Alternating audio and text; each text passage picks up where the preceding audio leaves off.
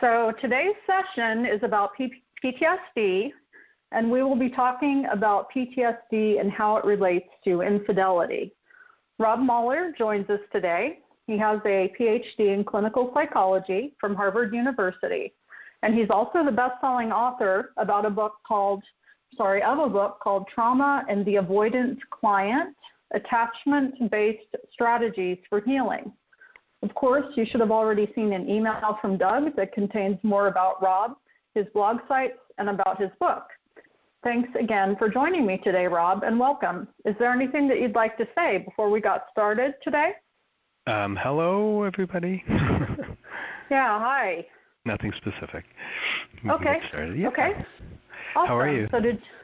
Good. So everything's well today. Good. Excellent. And with you too, it sounds like. Yeah. So, I'm excited about your book. I've been reading it, and it is awesome because I did not realize how many people have avoidant attachment, and that can be the problem that leads them into psychotherapy. But it may not be immediately seen because these people can also present as very self-reliant people who are able to take care of themselves and get it done when nobody else gets it done. And so that was really interesting for me to read about. So great book for anybody who would like to read more about that. Thank you. So, appreciate it. So our first question is actually about avoidant attachment disorder. So can you tell me why people with avoidant attachment disorder are sometimes prone to affairs, and why these same people tend to sweep the affair under the rug after the partner finds out? Yeah, for sure. So it might be a little bit helpful for me to talk just before kind of launching into what avoidant attachment is, to give a little bit of a quick kind of background on attachment in general and some of the different patterns of attachment. And this is important because as we think about some of the other issues around affairs, around trauma, around so many different issues, understanding how attachment works will be helpful. So one thing to bear in mind is that attachment theory is an idea that really speaks to the question of how do people maintain closeness and proximity in relationships during times of threat or loss or danger. And a psychiatrist by the name of John Bowlby in the 1950s and 60s studied children who were abandoned, children who were in orphanages, and then also later psychologists studied young children, when they were separated from their parents, and then adults who had had losses or traumas, and they found that there are these different very stable patterns of attachment, and that these attachment patterns seem to really hold throughout the lifespan. Now, of course, with good relationships later on in life, with psychotherapy, people can improve in their attachment patterns. They can go from what's called an insecure attachment pattern to a secure one. But without any treatment or without all of the things being equal, these patterns of attachment tend to be quite stable.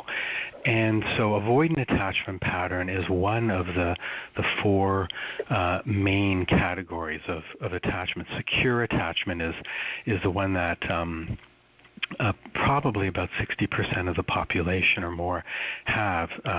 And secure doesn't mean everything's perfect and happy-go-lucky. It just simply means that the person has a general sense that when they, that in relationships, people will be generally reliable, that they can generally trust people. They have a basic sense of people in the world as being okay. They don't feel frightened of relationships. They generally have a general sense of stability, and they're they're generally flexible in how they relate to others. People who have an avoidant attachment pattern, that is one of the insecure patterns, and what you see there very often are people who've grown up in homes where there's a lot of criticism, where there's a sense of emotions are dangerous, emotions are useless. You should have a stiff upper lip. You should, if something bad happens to you, don't be a crybaby. That kind of idea. So people who grew up in homes where there's a real sense that vulnerable feelings are not okay, they very often will learn that and transmit that to their own children, and they often will also have trouble in love relationships and romantic relationships. They often will come across as very independent.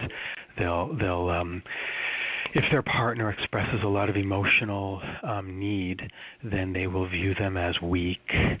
And so it's an insecure pattern because they really fall apart when vulnerable things happen to them. So people who have an avoidant attachment pattern will really struggle during times like during losses, or during, if their child is ill, or when their attachment system is activated, when something happens to kind of activate feelings of separation and loss, they will really struggle with feelings. And there are other insecure attachment patterns as well. One of the other insecure attachment patterns is what's called preoccupied attachment, where people tend to become very, very preoccupied with anger and hurt, with hurts, prior hurts in relationships, and they will often become very angry and will have trouble really calming down. Their emotions are kind of volatile, and there are other patterns as well. So why are they prone to affairs? Well, it's not so much that they're necessarily more prone, people with an avoidant attachment pattern, more prone to having affairs. It's more that when affairs happen, they cut off emotions. And so when there's difficulty in their relationships, in the relationship with their partner, they will turn away from emotion and may turn to others, may turn to sexual addictions, may turn to gambling addictions, may turn to substance use, may turn to workaholism. They'll turn away from their feelings, may isolate themselves. And so this can be really damaging to relationships, right? One thing to think about with the avoidant attachment pattern is that it isn't the same thing as narcissism. Sometimes people think of people who have an avoidant attachment as being kind of arrogant and narcissistic and self-indulgent and that sort of thing. That's not necessarily true. There are people who have avoidant attachment who are narcissistic, that is, there are, but they're not the same thing. And you can have people who have avoidant attachment who are, frankly, lovely people. They're friendly and gregarious and kind, but when it gets personal, that's when they have difficulty. So they may be great in social situations, joke around and be friendly and warm.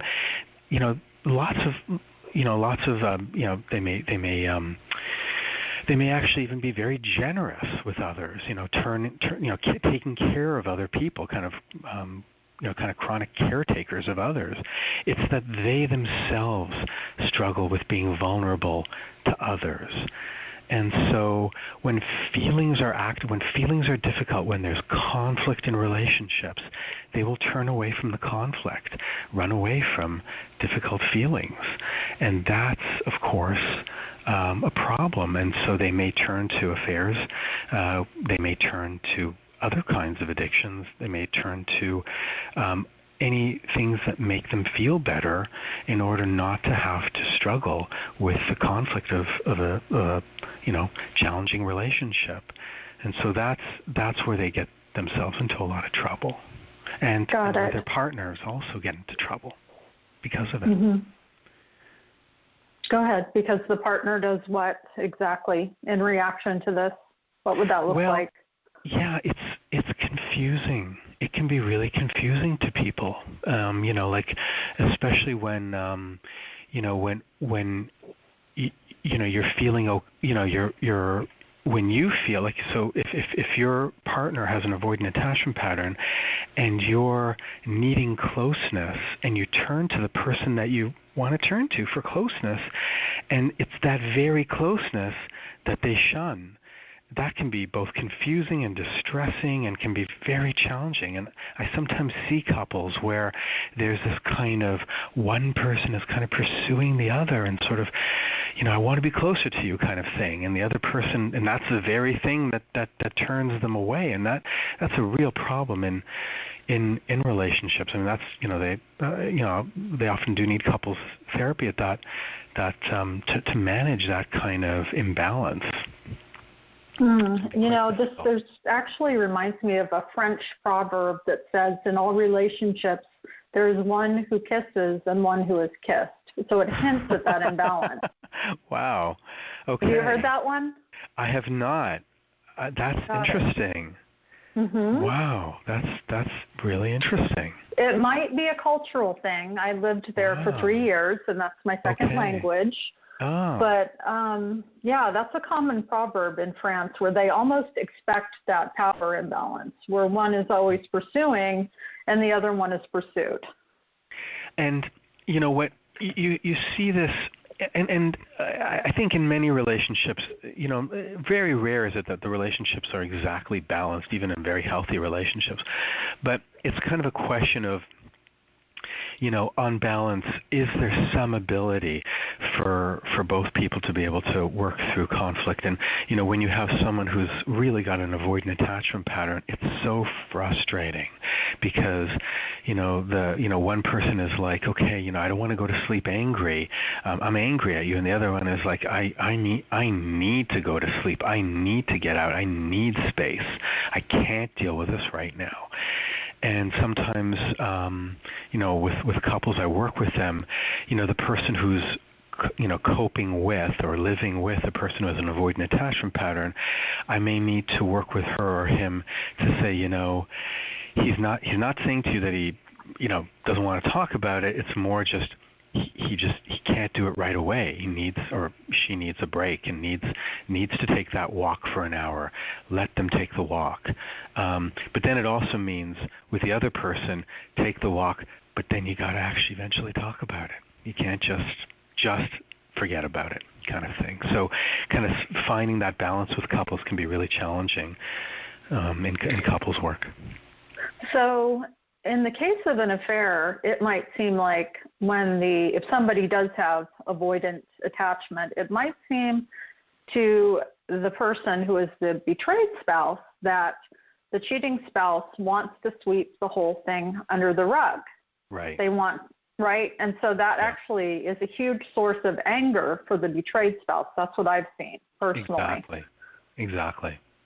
I agree. How do you tell if somebody is a rug sweeper where they just don't want to deal with it because they don't want to be ashamed, or if somebody has avoidant attachment disorder, or if it's a combination of both, or maybe it's a narcissist who doesn't have insight into doing something wrong, or they're so wounded within themselves that they can't be there for somebody else? I mean, there's so many different flavors of this, and I agree. I mean, I guess the thing is, what's their characteristic lifelong pattern of relationships? I mean, people who really have this avoidant attachment pattern struggle in vulnerable relationships, and we see this with their children as well. So it's not just kind of in the relationship with a partner. This is also the kind of individual whose children will feel emotionally hungry. There's a sort of a sense of mom or dad being a little bit of a closed off box that you can't quite get into, and it's really hard for children to feel that kind of sense of distance. You see the same pattern in across the person's relationships. But then, of course, there are people like you said, like it's not necessarily, maybe that this is just not a great relationship, and the person doesn't really want to open up to this particular person, and then they may have had other relationships, or they may have a much better relationship with their children, or they may have had other relationships where they were able to feel much closer.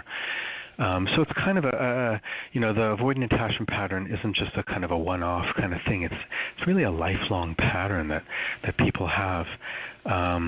It's often very frustrating for friends. Friends will often say, you don't tell me very much about you. Like I don't, you're hard to read, and that kind of thing. And so it's not just a one-off. It's something that we see across close relationships. This difficulty. Mm.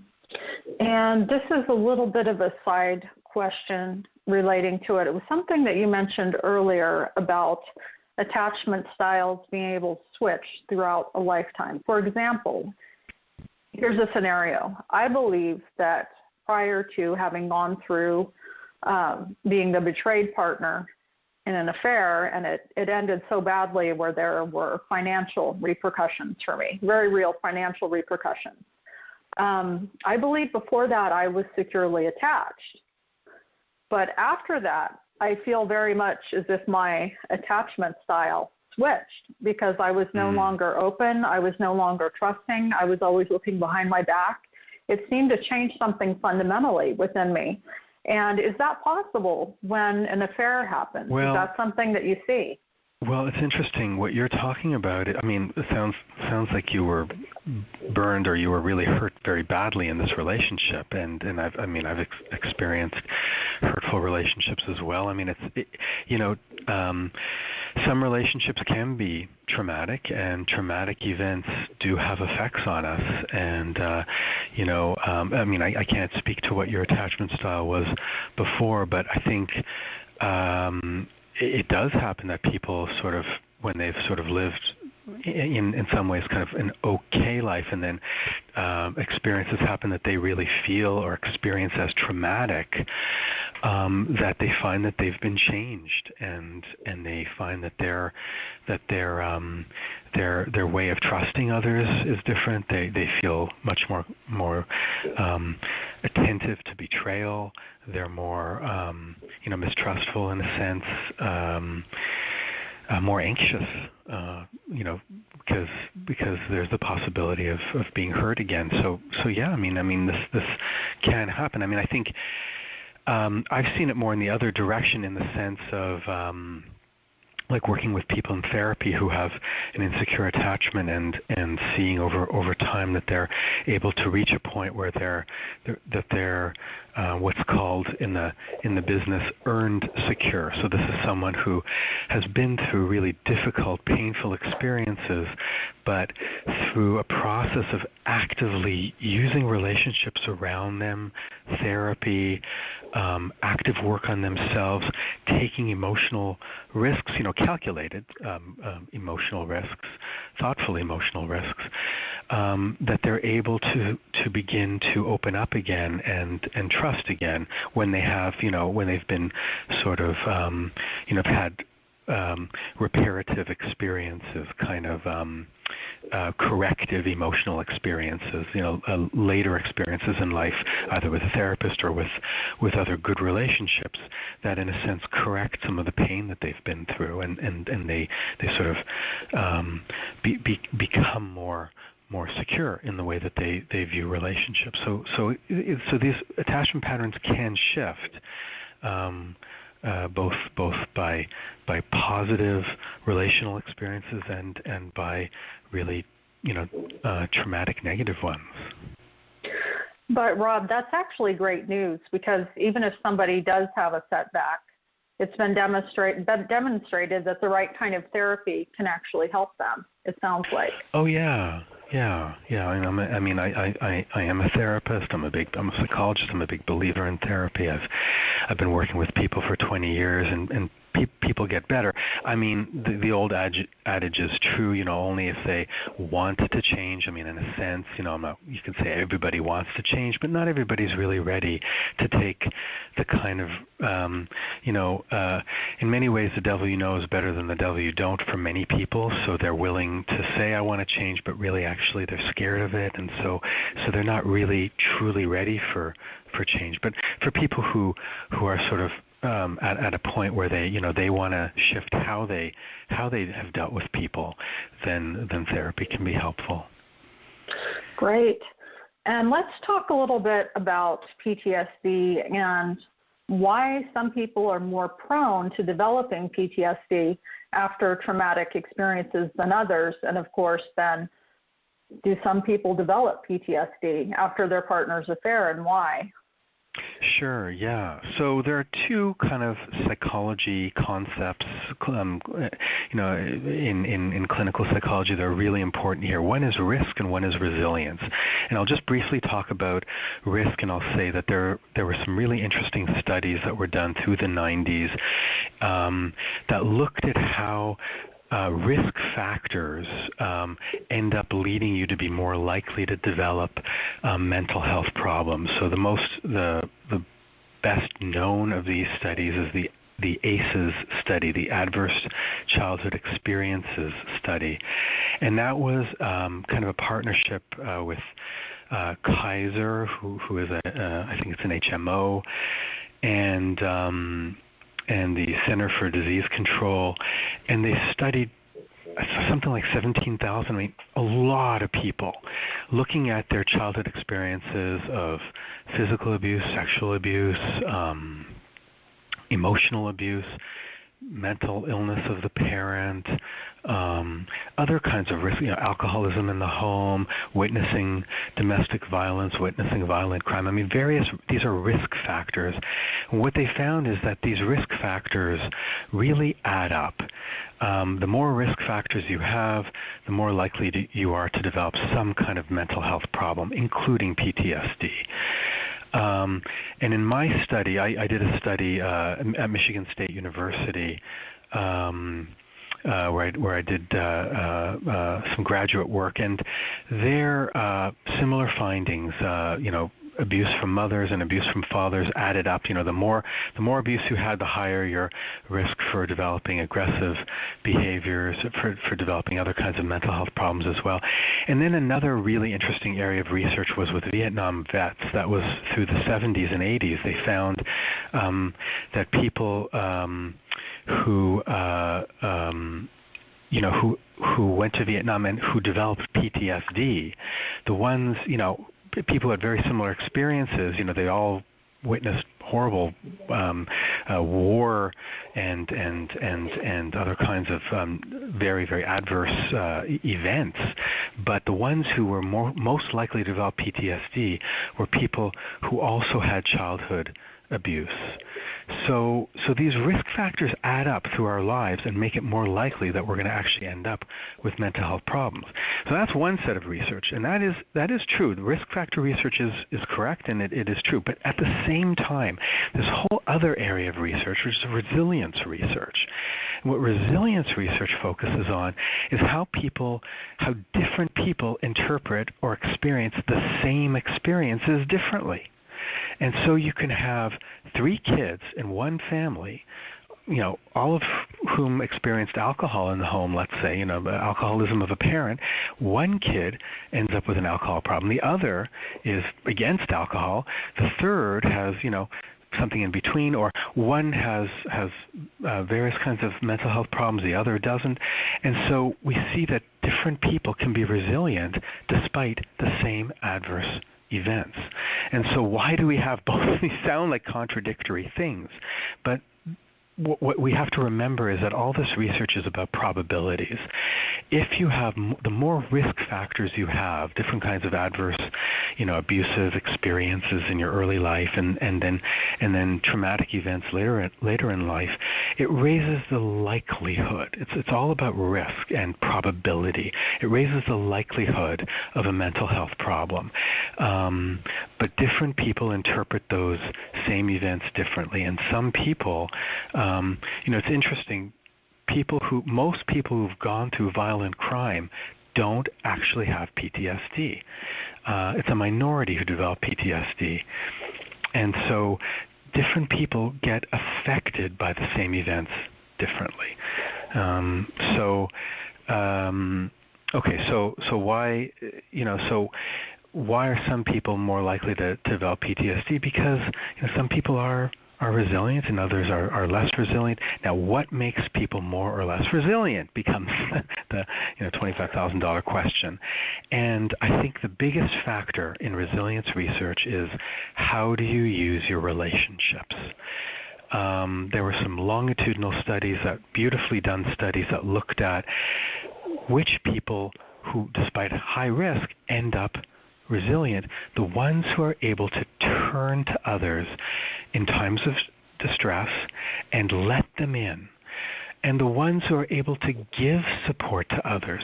So not just receiving support and relationship closeness, but also providing it is equally important. And that is the number one factor in whether or not you're going to end up being more likely to weather your adverse life events better. The support network, having a strong support network where you can give as well as receive, it sounds Exactly. And where you can let in, where you can express your needs and seek comfort and provide comfort. It's really kind of a reciprocal process, but yeah. Oh, that's actually good to know, and that's something that people could learn as well. They can learn to be there for others in a very genuine way, and they can learn how to be more vulnerable. That it's okay to be vulnerable and to allow others to help. Yeah, but the paradox, of course, for people who themselves have an avoidant attachment pattern, is very often they don't realize that it's this vulnerability that is going to be able to help them, and so that is one of the difficulties when and why it's very often why I see folks like this in therapy, because they come in because they're trying to cope and they're isolating themselves and they're drinking and they're trying to numb the pain rather than go through the pain. And that's tough. I mean, it's not like I can just say to them, okay, you just need to go through the pain. It's a process. I've got to sort of sit with them, and I've got to kind of meet them where they're at, and kind of recognize that right now this is all they know. Like this coping method, maybe workaholism is one I see a fair bit. This is maybe what they know, but it's not helping them. It's helping them in the short run, but in the long run, it's actually making them feel even more isolated. Right. So let's go back to the topic of PTSD, if you don't mind. Sure. Yeah, no problem. Sure. So some people do develop PTSD after their partner's affair, and sometimes they also develop trauma bonds to the cheating spouse. They feel like they're bound into a trauma bond with their spouse. Can you tell me a little bit more about these trauma bonds, why they occur, and what they look like? Well, okay, sure. Before I do that, let me just, because the issue of trauma and the affair, one thing to think about, so yes, affairs are huge life events for many, many people. I think they represent loss in many ways, loss of how they, what they imagined, what they hoped for in the relationship that they had imagined, when people are surprised by their partner's affair. And that it can feel very traumatic for many people. How they respond to it, though, is very much tied into their characteristic attachment pattern. So people who have had partners have affairs, and then they're relatively securely attached. They go into the relationship, into the marriage, or into the committed relationship with secure attachment. It's easier for them to weather the shock of what happened, they're less likely to feel, oh, I'm a terrible person. I'm the cause of this. I can't ever get over this. I drove her away or drove him away. Those sorts of things with people who are securely attached, less likely to. People who have insecure attachment, they're going to, the affair activates whatever attachment pattern you have. It's a kind of a loss. It's a kind of shock. It's an overwhelming event for many people. The news of this, and it can, the feelings can be really overwhelming. And so for those people who are feeling a sense of abandonment or rejection or loss, if you have an avoidant attachment pattern, you're going to, those are really vulnerable feelings, and you are going to want to turn those feelings off. And so you might delve, into substances, or you may, go party why? Because you don't want to think about it, or various other things. So it's just something to think about in terms of how do people respond to it very differently. Different people respond really differently. Now to answer your question about trauma bonds, traumatic bonding, that's a special kind of case, and it is certainly a most unfortunate case. It's not a typical one, but it is one that some people have, and I've certainly seen it in therapy when I've worked with people. So what is traumatic bonding? Traumatic bonding is when people are in the midst of a relationship that's kind of abusive, and yet they feel connected to the person, they feel special to this person, they depend on this abusive person. It's a combination of two incompatible feelings, fear and love. Love shouldn't be frightening. You should not be afraid of someone who you love. But this is, in fact, what is the case with traumatic bonding. There's a sense of being afraid of this person, but being being in love with them. And there's a sort of tendency to want to identify with them, or to give them lots of chances, to idealize them, to sort of pretend the relationship is much better than it is, more ideal than it really is. There's a kind of preoccupation with the person, and so yeah, I mean these can,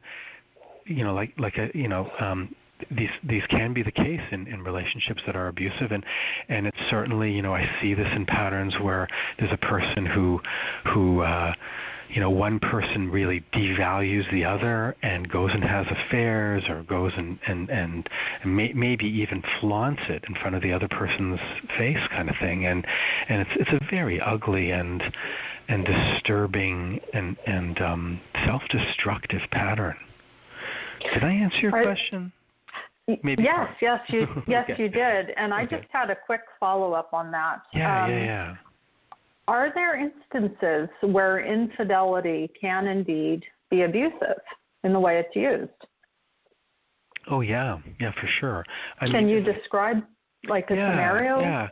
Yeah, where the relationship is held hostage. It's kind of like, and the person is blamed, the person is blamed for the other person's behavior. I'm doing this because you're causing me to, that sort of thing. The relationship can be held hostage. There's this one woman who I worked with a couple of years back who would come in every week telling me, the shenanigans her partner was up to, and it was just awful. At first I did, very clearly give her some psychoeducation. This is not love. This is he is being abusive. I laid that out. But I very quickly realized that if I keep telling her to leave this guy, and I had this happen previously, the client is just going to leave me.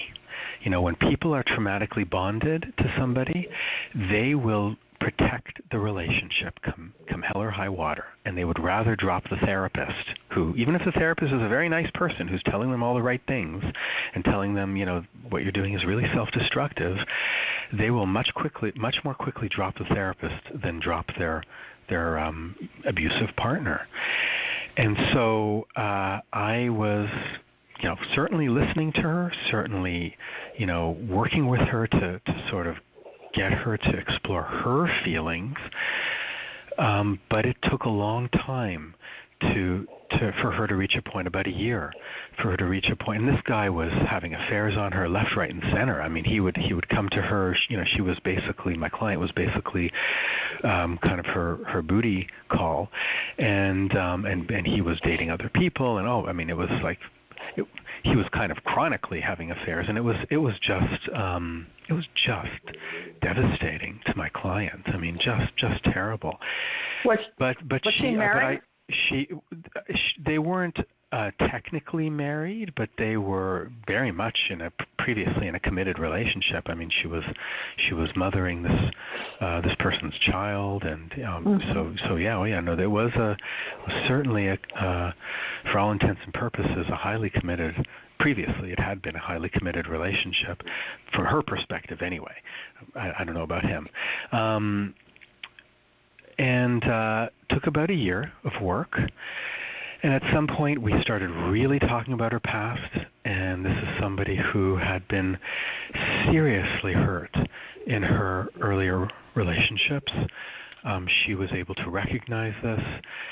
She did in fact end the relationship with this guy. Thank God. I was so relieved by this. But that was a process. I mean, we're together, we're apart, we're together, we're apart for months. But she did eventually. And it wasn't just kind of because she thought it would make me happy. It was because she recognized, and I felt it was really authentic, that she really realized that this was just something that was just destroying her. And the other piece was she didn't want this to destroy her child. She had a daughter, and she wanted her daughter to grow up with a model of a mother who was able to value herself. And at some point she said, is this the kind of woman I want her to be? I mean, I don't want this for her. And so she was able to harness a kind of strength in her. I mean, she found a strength in her. I mean, it was a lot of support from me, but there was something she found in herself. And I think it was for the sake of her daughter that she was able to do this initially, but then it became for herself as well. And in fact, she's doing much better now. Oh, that's a great story, actually. Best case scenario. Yeah. No, she's I'm very, very proud of her. Very proud. Yes, and it reminds me of, I don't know how it is in Canada, but in the U.S., when talking about domestic violence, we found that a woman will leave her abusive partner and go back between 7 and 9 times before she makes that final break. Yep. So it's always a process. The first time never sticks. I know. Yep. Nope. Same here in Canada. We have similar demographic. Yeah, for sure. It's a very similar thing. And yeah, I mean, that does hopefully provide hope for people who are going through this, so that they can say to themselves, I don't have to have this figured out right away. It can be a process. But yeah, it takes a lot. It takes a lot of fortitude, and especially when you feel dependent on somebody, and when you've convinced yourself that you love them and they love you, and they just need another chance and that sort of thing. It can be, it can take a while to sort of realize kind of what that this is not love, and also that you deserve better, right? Right. And sometimes that's harder, though. If somebody's been married for 30 years, for example. Oh yeah. There's this negotiation time. Right. When things happen. Yes, yes. Oh, And it can be so challenging when the relationships are, many years. Yeah. and I'm finding that a lot of people actually want to stay together after the affair has run its process. But the issue is probably the biggest issue with recovery, one of the biggest ones, is how to manage triggers, because after D-Day, after a betrayed spouse finds out they have been betrayed, they will look back and think of maybe a wedding anniversary, a son's birthday, a certain song, and they'll realize that all these things are associated with the other person in one way or another. So during recovery, they could hear that song on the radio and think, oh, that was apparently the song that my spouse had with the other person, and it will bring all of that pain back, feeling like they haven't made any progress at all. Do you have any advice on how to manage those triggers? I do, but I will. But let me first just address the broader issue of recovery from affairs, and I think because the triggers are sort of a specific case of it, so I promise to answer that. But let me just first, I'm a typical psychologist, answering a question with another indirectly. But let me say that how do you get over an affair, the mental health anguish caused by an affair, and I want to just make a couple points to this broader question. And the first point I want to make is that a lot of people rush to forgive, and it's really important in this day and age where we hear so much about forgiveness as being the ultimate thing that you should be doing. There's so many gurus out there, so many mental health and New Age gurus preaching the idea of forgiveness. I'm not against forgiveness. Forgiveness is just fine, but it has to be arrived at naturally. And how do you arrive at it naturally? Well, if an affair happens and people are staying in the relationship, like, the relationship has survived the affair, but the couple wants to kind of get over the pain and the hurt and or the person who's who's the sort of victim, so to speak, of the affair, or the one who's had who's been hurt by the affair, wants to somehow figure out, do I want to stay in this relationship? Well, the first question I ask is, was there an apology? Was there some taking responsibility for the actions? Is there remorse? Is there empathy? Is the person who has, done the affair, so to speak, acted on the affair, is that person in some way aware of the hurt they've caused the other person? Is there some remorse? And I have an interesting couple who I worked with, and I'll be brief about this. I said this idea to one couple, and the woman was, so again, this is also a man and a woman, but I've also worked with affairs where it's the other way around, where the woman has an affair and the guy is really struggling and that sort of, but in this particular case, it's also the guy who had the affair, and the woman is kind of struggling with the aftermath. And I had a meeting with him, and I said to him, you haven't apologized. So next session, he sits down with her, and he's determined he's going to apologize. And he sits down, and she sits down, and he looks at her, and he says to her, I'm sorry you were lied to. And she slams her hand down on the desk, gets up, walks out of the office, storms out, and slams the door shut. I didn't think I was going to see her again. She came back the following week, and we unpacked what a crummy apology that was. It was such a lame apology. Why? Because he never actually took responsibility. I'm sorry you were lied to is such passive voice. And I said this is passive voice. And she said, you know what? Yeah, I knew it drove me nuts, that apology, but I didn't know why. Because he wasn't actively taking responsibility. There's no, I'm sorry that I hurt you. I'm sorry that my decisions actually led to you feeling a lot of pain. So there has to be this kind of, and this is an important piece. The second important piece that I want to say about getting over or moving past an affair is that an affair is a loss. And, if people lose the relationship, okay, that's one thing. They've lost the relationship. But if they're trying to stay in the relationship, there's another important loss, and that is the loss of innocence. The relationship, used to be kind of, in a sense, there used to be a certain innocence about it, a certain hopefulness about it. Well, when there's been an affair, very often there's a sense of, oh, okay, my partner really has the capability of hurting me. And that's not necessarily a terrible realization. It's painful, but it can also be growthful. If the person realizes, hey, okay, this is, and there's been an apology, there's been working through, there's been some sort of, dealing with the actual feelings, some empathy, one toward the other, then it is possible, of course, to get over the loss that is represented by an affair. But there is kind of a loss of innocence about the relationship. Okay, so that's the broader idea about recovering from an affair. Do you want to ask me anything about that, or should I just move on to triggers? Is that? Sure. I'm happy to talk about triggers. It was just a very specific case. Right. That is wonderful. Thank you so much for explaining that. That is awesome. But I did have one thing that I was keying in on, that fellow who didn't want to take responsibility, right, and was demonstrating that by using very passive voice. He could have been talking to anybody about anything, and right, it just wasn't an apology. As you said, why don't people want to take responsibility? Why?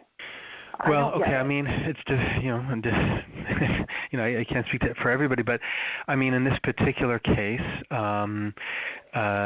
it's a very, very vulnerable thing to admit that there's a part of you that can really hurt somebody you love, and this is something that people don't want to admit, and people very often want to present themselves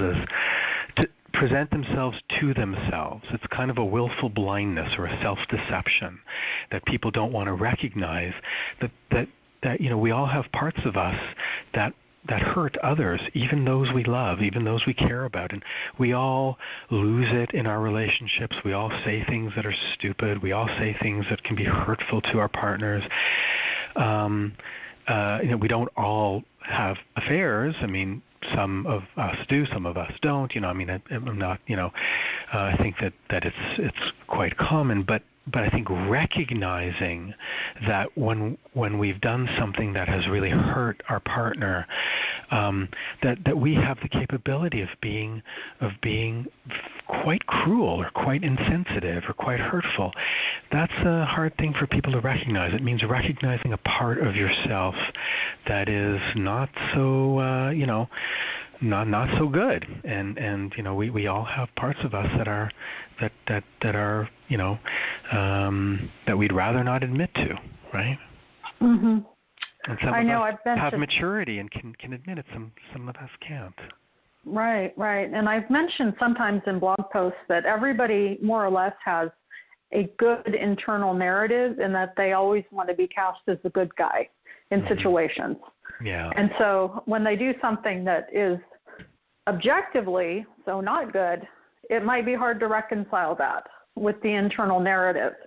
Right. Does that come into play at all?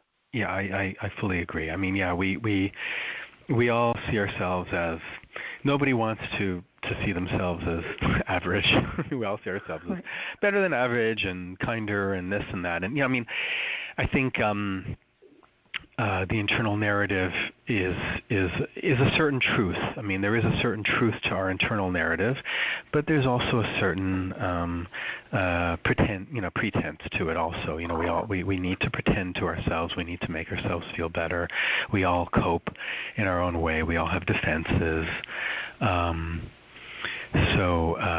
yeah, I mean, I think it can be, after an affair, all of this stuff is just raging, all of these vulnerabilities and feelings about how we see ourselves, how we what we're able to admit to.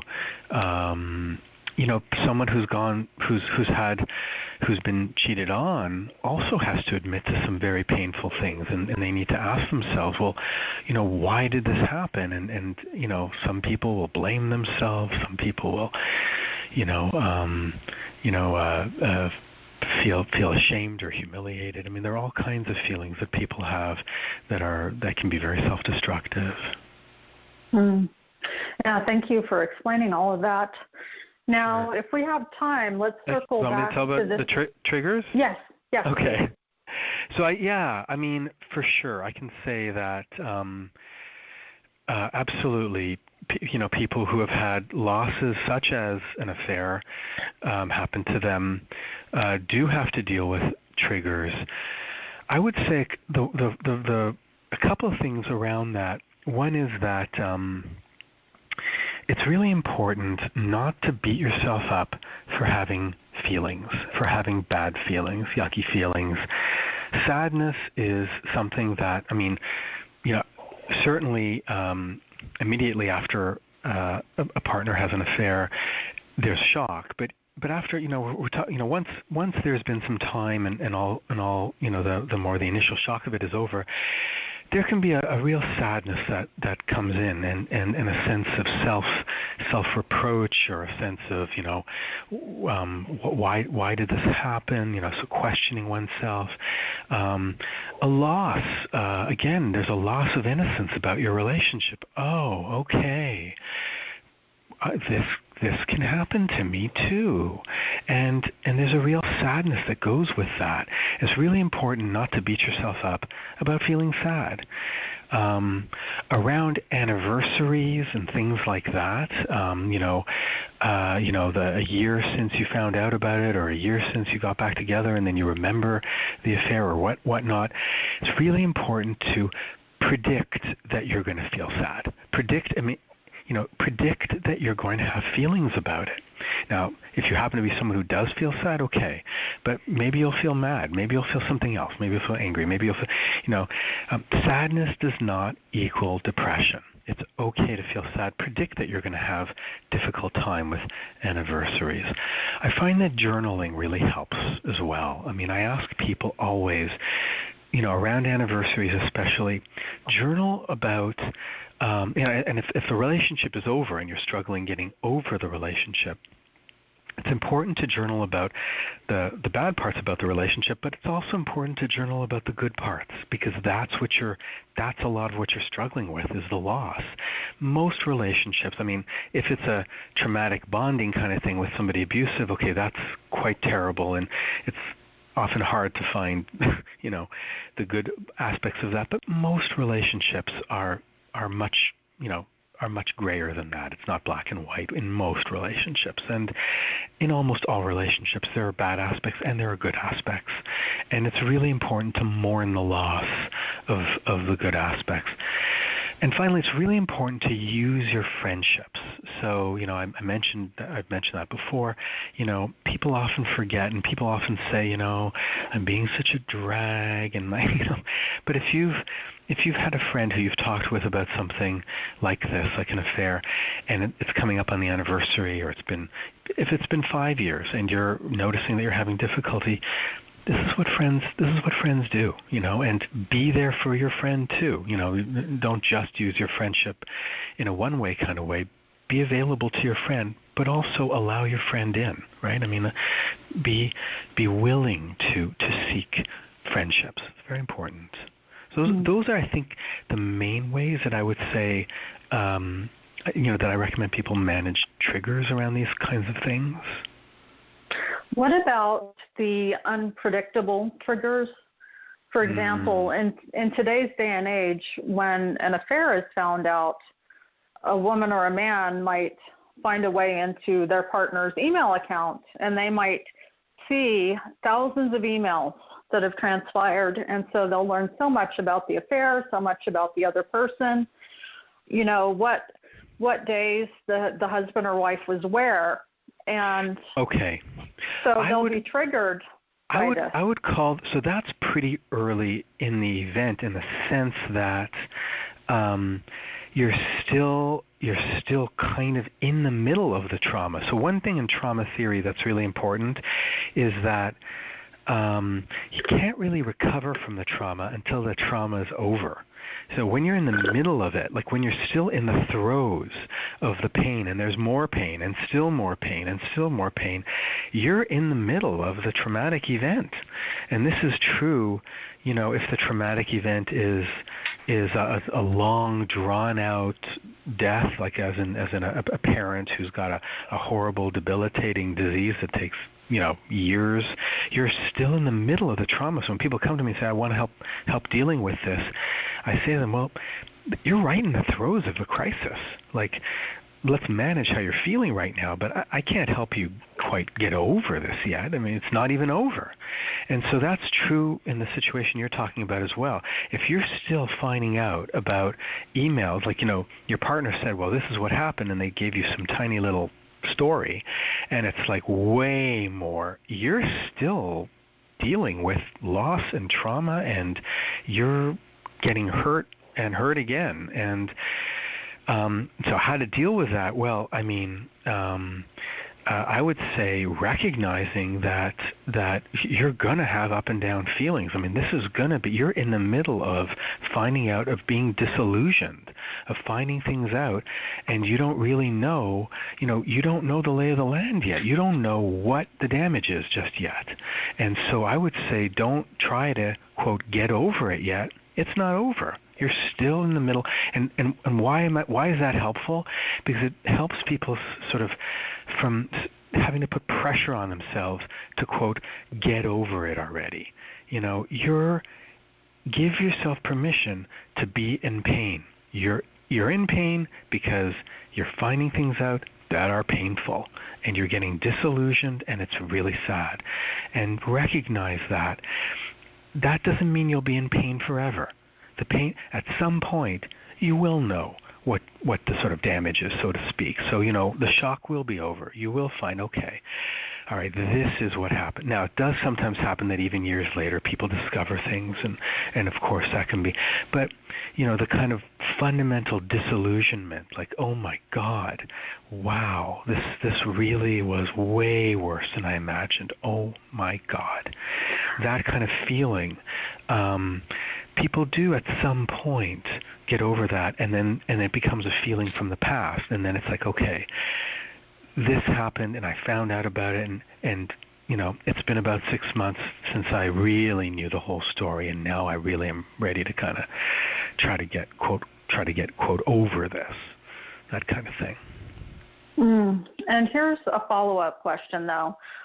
So you can't unsee all those emails that you've read. So let's say that your husband, for example, cut off the affair, and it's 3 years later since he cut off the affair, but you have the knowledge that he and the other woman shared some favorite songs once again, or did some certain things, or ate at some certain places for dinner, or stayed at certain hotels, even worse.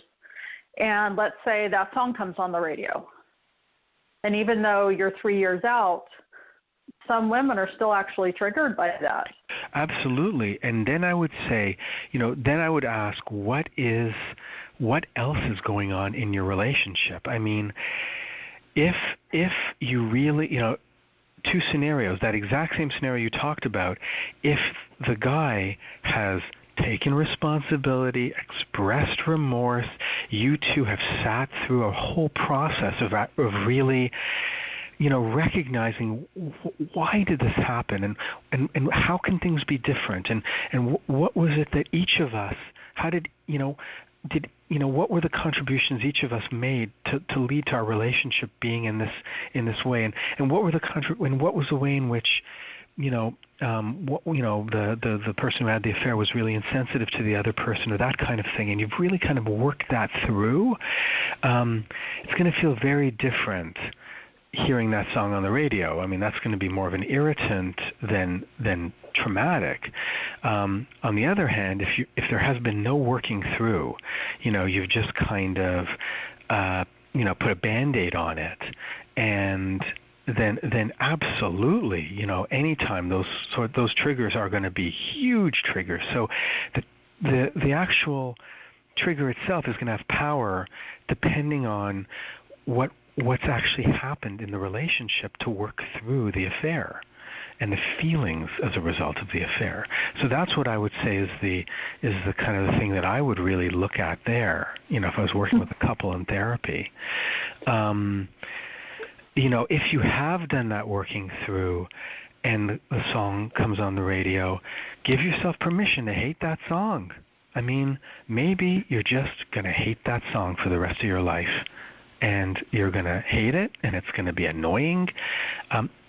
Again, if you've done the work that I mentioned about working through the hurts in the relationship.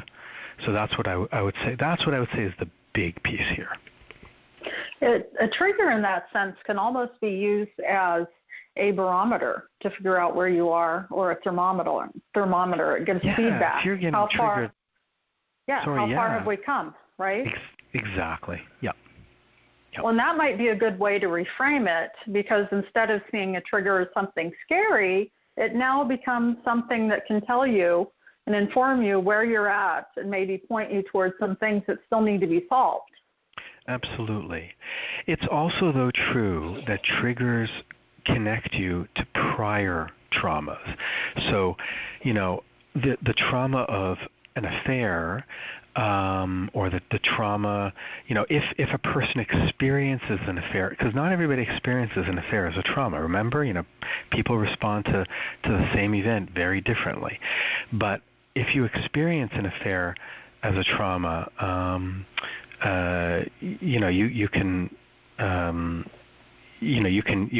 these triggers can be yes, they can be barometers for it, but they also might connect to earlier traumatic events. So if you've had violations of trust earlier in your life, that also may really come up as a result of feeling the loss of trust due to an affair. So it may be that the song or the trigger is a sign that you haven't worked things through in your relationship, but it also may be a sign that you haven't worked something else through.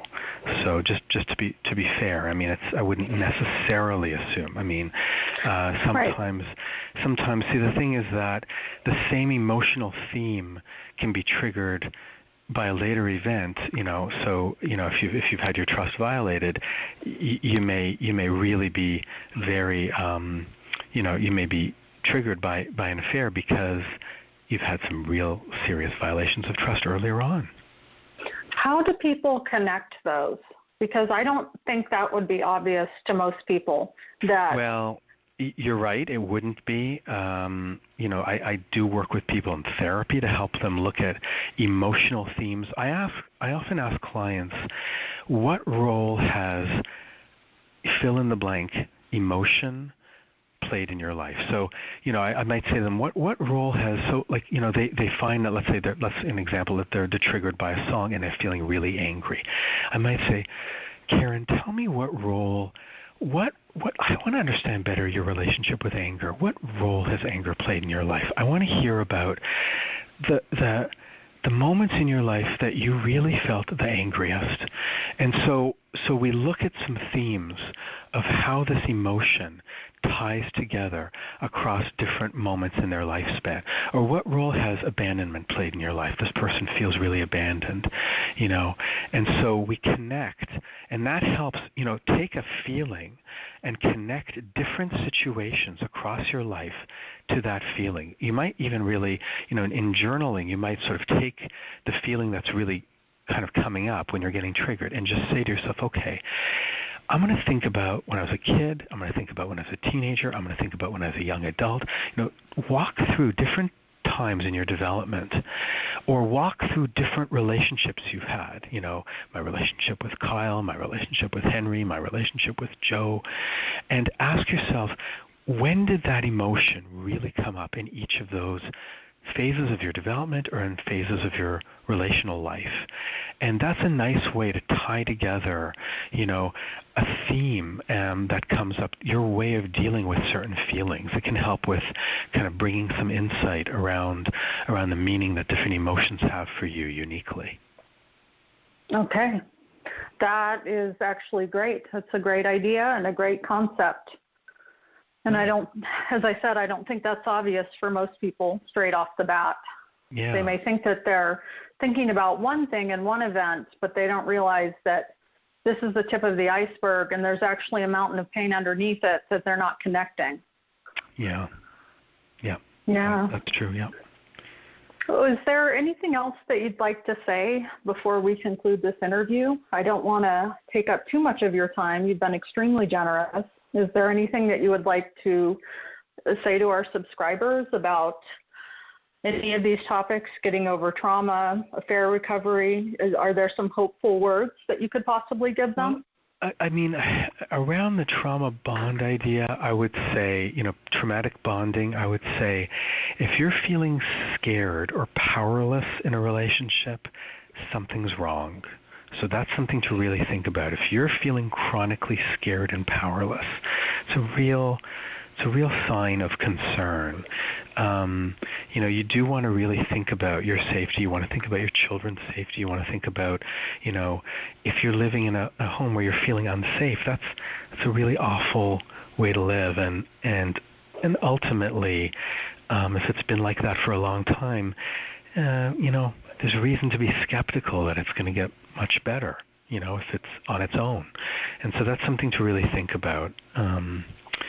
But otherwise, I feel like I've, shared some of how I like to think about folks who I've worked with and trauma and PTSD and avoidant attachment and how people recover from losses such as the painful loss that goes with having with being on the receiving end of an affair.